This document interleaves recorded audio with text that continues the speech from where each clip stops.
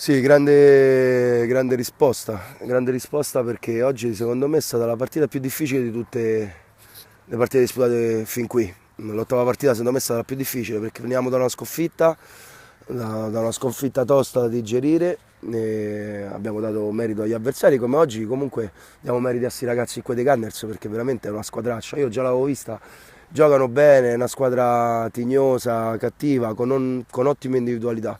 Quindi faccio i complimenti intanto a loro per la partita che hanno disputato e soprattutto do un abbraccio immenso ai miei ragazzi perché oggi, ripeto, non era facile perché comunque eravamo veramente sotto pressione. Per la prima volta per un'oretta siamo stati secondi in classifica e niente, una frase a me conosciuta non tanto, da una persona non tanto simpatica per questioni di colori, ma abbiamo rimesso la chiesa al centro del villaggio.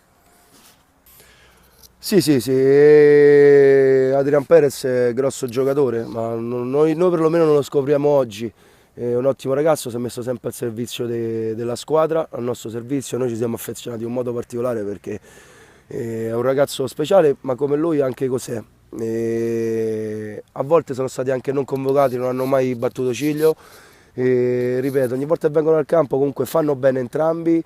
Oggi Perez ha fatto una doppietta, ci ha spaccato la partita quando è entrato, è quello che chiedo soprattutto ai spagnoli, già lo spiegavo la partita scorsa, la loro freschezza, la loro intraprendenza fanno bene, ma ripeto, comunque a me non piace parlare di un singolo perché comunque alla fine quando si vince tutti insieme. Oggi secondo me è una difesa ma la nostra difesa ha fatto una grossa partita, Crisafulli, Vitale, Palmieri, lo stesso nostro portiere perché davanti avevamo veramente dei canacci, gente che ci attaccava da tutte le parti.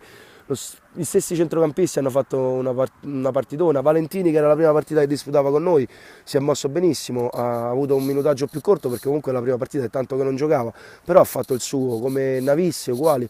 Ripeto, secondo me tutte le squadre, nessuna cioè, viene fatta con un singolo, viene fatta con la squadra e noi ne siamo l'esempio lampante. Poi l'ultima cosa, faccio un plauso all'arbitro perché comunque mentre l'altra volta sono stato un po' severo col settore arbitrale, oggi faccio i complimenti perché comunque secondo me è stato il miglior direttore di gara finora.